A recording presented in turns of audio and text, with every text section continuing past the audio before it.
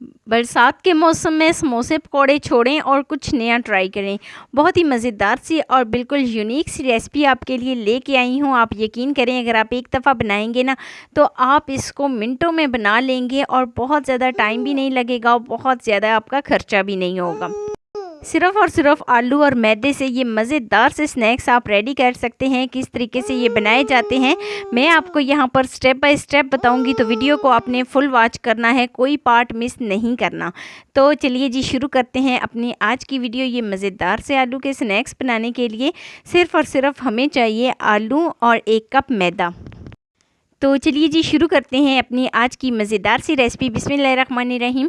तो ये मज़ेदार से स्नैक्स बनाने के लिए यहाँ पर मैंने एक बड़े से ट्रे में तकरीबन 2 कप के करीब मैदा ले लिया है। अच्छा, मैदे में मैं शामिल करूँगी 1 चम्मच नमक। 1 चम्मच नमक ऐड करने के बाद साथ ही में इसमें 1 चम्मच घी ऐड कर देती हूँ। बहुत ही क्रिस्पी मैदे को बनाएगा। जो हमारी डो तैयार होगी ना, बहुत ही सॉफ्ट सी स्मूथ सी हमारी डो तैयार होगी। तो थोड़ा थोड़ा पानी करके अच्छे तरीके से इसको मिक्स कर लेती हूँ। यहाँ पर मिक्सिंग जो है ना मैंने इतनी करनी है कि ये बिल्कुल जो हमने डो तैयार करनी है ना, ये बहुत ज़्यादा नरम भी नहीं होनी चाहिए और बहुत ज़्यादा सख्त भी नहीं होनी चाहिए। तो जल्दी से इस डो को तैयार कर लेते हैं। यहाँ पर मैं इसको हाथों की मदद से अच्छे तरीके से गूंद लेती हूँ। यहाँ पर देखें जी, ये बहुत ही अच्छे से हमारी सॉफ्ट सी जो डो है वो बिल्कुल जो है ना खुश्क, इसके जो मैदा है वो ख़त्म हो गया है। मैं इसको रेस्ट पे छोड़ती हूँ, तकरीबन 15 मिनट के लिए कवर कर दूँगी और 15 मिनट के बाद फिर से इसके गूंद लेती हूँ। गूंदना हमने किस तरीके से है, जैसे हम आटा गूंदते हैं बिल्कुल इसी तरीके से इसको देनी है मुखियाँ, और इस तरीके से मैं इसको जल्दी से गूंद लेती हूँ। तो जी डो हमारी हो गई है तैयार। इसको रखते हैं जी साइड पे और नेक्स्ट स्टेप की तरफ चलते हैं। यहाँ पर मैंने 2 से 3 अदद आलू लिए थे, इनको अच्छे तरीके से बॉईल कर लिया था। साथ ही में इसमें हरा धनिया और थोड़ा सा पुदीने के पत्ते और एक मीडियम साइज़ का प्याज लिया था, जिनको मैंने बिल्कुल बारीक बारीक कट कर लिया था। बिल्कुल इनको चॉप कर लेते हैं इस तरीके से। यहाँ पर हमने इनको इतना चॉप करना है कि इसके जो मोटे मोटे आलू हैं ना वो इसमें ज़रा से भी नज़र ना आए। तो ये देखें जी, आलू जो हैं वो हमारे तैयार हो गए हैं। यहाँ पर हम इसमें कुछ मसाले ऐड करते हैं। 1 टीस्पून में इसमें नमक ऐड करूँगी, 1 टीस्पून इसमें कुटी हुई लाल मिर्च ऐड करूँगी, और यहाँ पर मैं इसमें 1 टीस्पून धनिया ऐड करूँगी। साबुत धनिया मैं ले रही हूँ। तो तकरीबन 1/4 टीस्पून में इसमें हल्दी ऐड करूँगी। बस अभी हमने इतने ही इसमें मसाले शामिल करने हैं।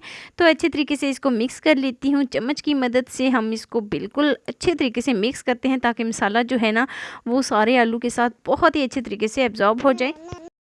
तो अच्छी तरीके से मैं इसको मिक्स कर लेती हूँ। लीजिए जी, हमने जो बैटर बनाना था वो बना लिया है।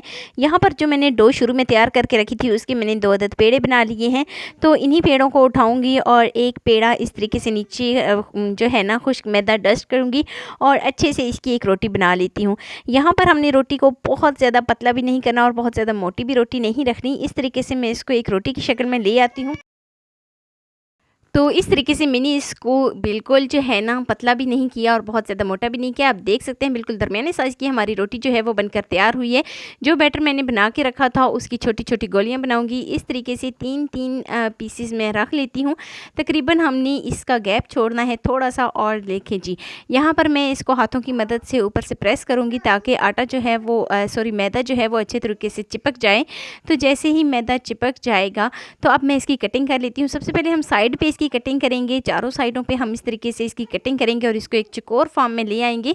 तो इस तरीके से कटिंग करने के बाद अभी हम बिल्कुल इसके सेंटर से कटिंग करेंगे। जो हमने गोलियां बनाई थी ना उनके बिल्कुल इस तरीके से हम सेंटर में जो मैंने निशान लगाए थे उनके निशान के ऊपर से हम इनको कट कर लेते हैं।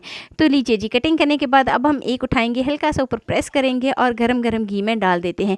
घी जो है वो फुल गरम हो गया है और ये देखें जी, यहाँ पर मैंने इन्हीं जो हमारे पास स्नैक्स थे उनको मैंने हल्का सा प्रेस किया था और गरम गरम घी में डाल दिया था। जैसे ही एक साइड से कलर चेंज हो जाए, गोल्डन सा कलर आने लगे, तो यहाँ पर मैं साइड को चेंज करूँगी। साइड को चेंज करते हुए दोनों साइडों से उलट पुलट करते हुए मैं इनको अच्छे तरीके से गोल्डन सा कर लेती हूँ। जैसे ही ये गोल्डन सा इनके ऊपर कलर आ जाए तो मतलब कि हमारे बहुत ही मज़ेदार से स्नैक्स जो हैं वो बनकर रेडी हो गए हैं।